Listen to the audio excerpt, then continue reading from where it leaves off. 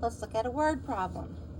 According to the U.S. Census Bureau, 3/25 of all adults in the United States visited a zoo in 2007. What percent of all adults in the United States visited a zoo in 2007? So then we have a hint. It says you must make 3/25 equivalent to something over 100.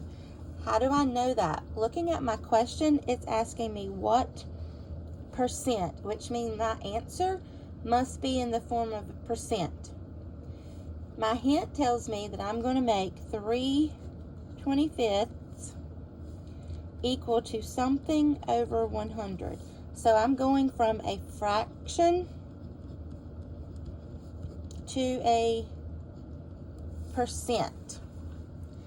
And if you look back in your notes, this is what we do. We make the fraction equal to something over 100 to go from a fraction to a percent.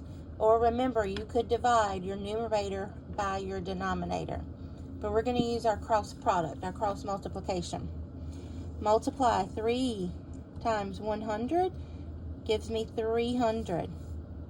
Equals, multiply 25 times x. Remember, I can't do that because I don't know what x is, so I can only write it together, showing that we're multiplying 25 times some number that should equal 300.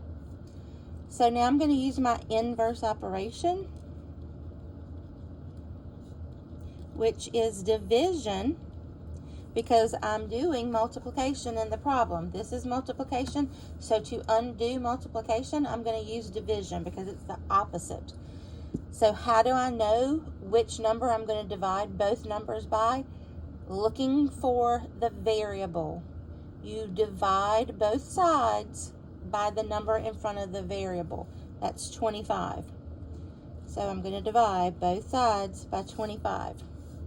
25 divided by 25 is 1, so that leaves me with x. Remember, we don't write 1x, we just write the x by itself. There's an invisible 1 in front of that x. Then when I do 300 divided by 25, if you can't do that in your head, then you would set it up and write it and solve it. So 300 divided by 25. So if I were to think about this as money, if I know that there is 3 100s in 300, that's 100, 100, and 100.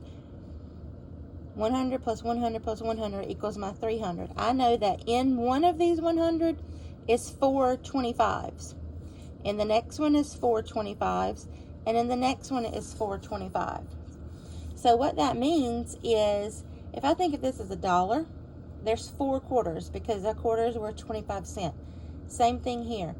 If I think of this as $1, there's 4 quarters. Again, there's 4 quarters. So if I do 4 plus 4 plus 4, that's 12.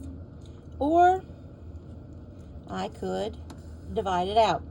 30 divided by 25 is 1. 1 times 25 is 25. When I subtract, 30 minus 25 is 5. Bring down my 0. 50 divided by 25 is 2. 2 times 25 is 50. And when I subtract, I get 0. So my percent is going to be 12%.